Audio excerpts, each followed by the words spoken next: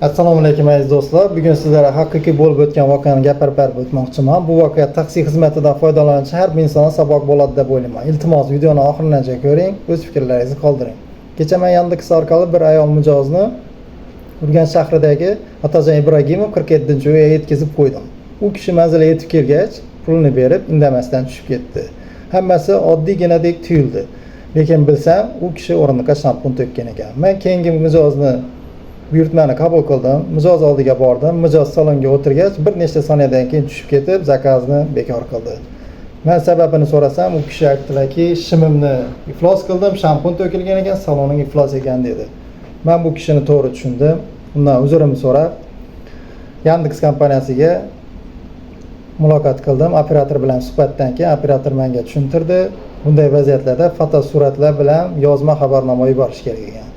Operator aytganidek yozma xabarnoma, suratlar bilan xabarnoma jo'natdi. Menga xabarnomaga javob tariqasida javob keldiki, afsuski biz sizga yordam bera olmaymiz. Bunday vaziyatlarda maksimal darajada promokod berdik degan ma'noda xabar jo'natishdi. Menga promokod umuman keragi yo'q edi bunday vaziyatda, chunki men boshqa narsa kutgandim. Salonni misol moyka yoki tozalash, ochiska qilishga nimadir bo'lsa ham bir yordam tariqasida kompensatsiya to'lab beradi degan umidda ulardan yordam so'ragandim. Afsuski Yandex kompaniyasi haydovchilarni inobatga olmas ekan, adolatsiz kompaniya ekan, faqat mijozlar tomonga yon bosar ekan.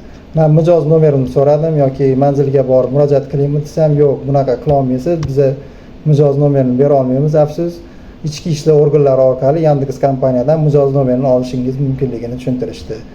Hurmatli Yandex taksi xizmatidan foydalanuvchi mijozlar, bunday vaziyatlarda haydovchilarni ham to'g'ri tushuninglar. Agar darhol nimadir o'rindiqqa shampunmi, suyuqlikmi, kofemi to'ksangiz, darhol haydovchiga ogohlantiring. Haydovchi keyingi mijozni qabul qilmasdan bu narsalarni bartaraf qilib, artib olib, supurib olishi mumkin. Keyingi mijoz o'tirmasligi uchun unga ogohlantirish ham mumkin. Yandex haydovchilari ham inson, sizlarga o'xshab. Afsuski, ayrim mijozlar bunday tushunmaydi bunaqa vaziyatlarni, noinsofsiz bo'lib ketgan, haydovchilarni haydovchi sifatida ko'rishmaydi, chunki sababi Urganch shahrida Yandex xizmati juda ham arzon. 4000, 5000, 6000 arzon narsani qadri bo'lmaydi degandek, haydovchilarni ham odam o'rnida ko'rishmaydi ayrim mijozlar. Hurmatli mijozlar, to'g'ri tushunasizlar deb o'ylayman.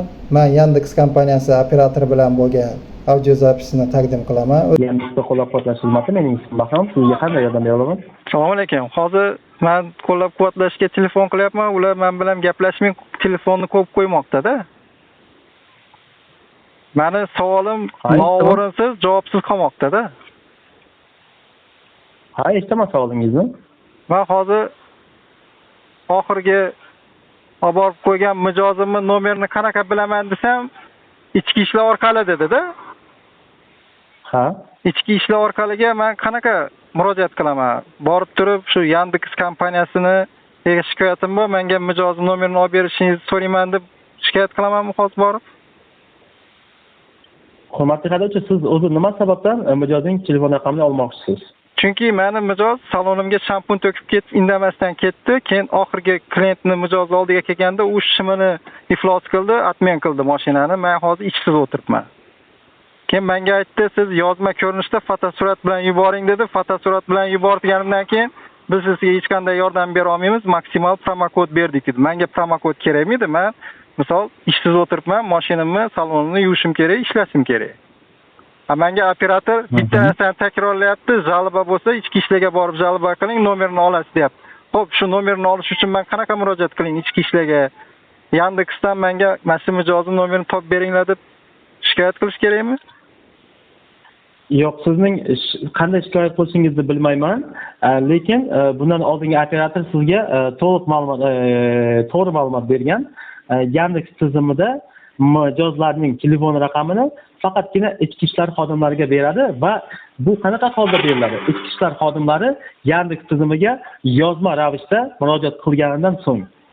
Boshqa hech qanaqasiga yo'q, siz emas, ichki ishlar xodimlari yozma ravishda Yandexga murojaat qilishi kerak. Siz qanaqa murojaat qilasiz ichki ishlar xodimlariga, men uni bilmayman. Nima deysiz? Lekin ichki ishlar xodimlari yozma ravishda Yandexdan o'sha mijozning telefon raqamini so'rashi kerak.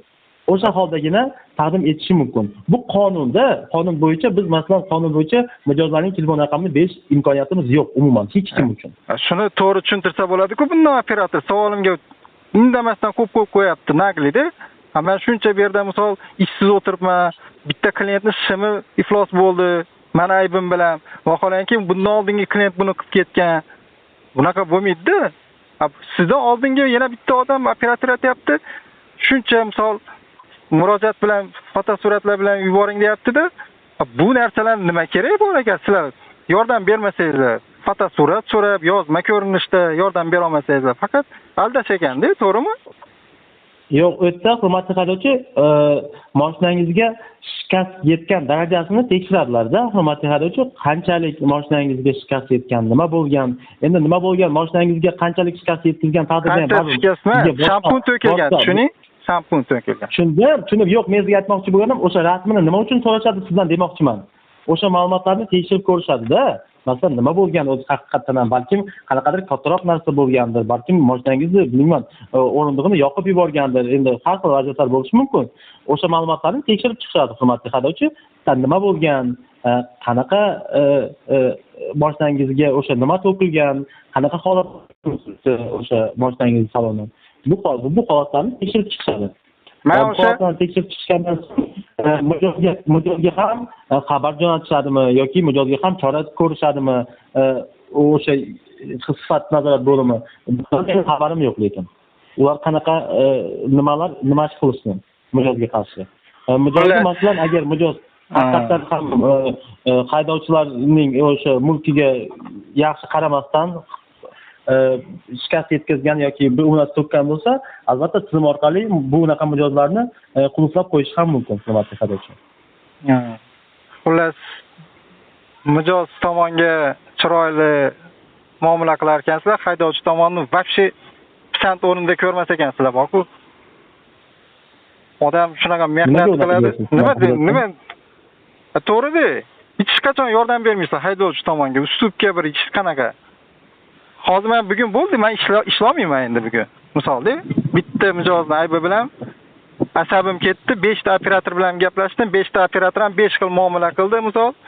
Faqat gapni olib qochib, unaqa bo'lmaydi ekanda. Biz Yandexga aldoqchi kompaniya ekanda. Hurmatli haydovchi, mana operatorlar ham ularga berilgan vakolatlar bo'yicha ishlashadi-da. Yo'q, vakolat bo'lsa, vakolatni hal qilib, to'g'ri muomala qilib tushuntirish kerak-da.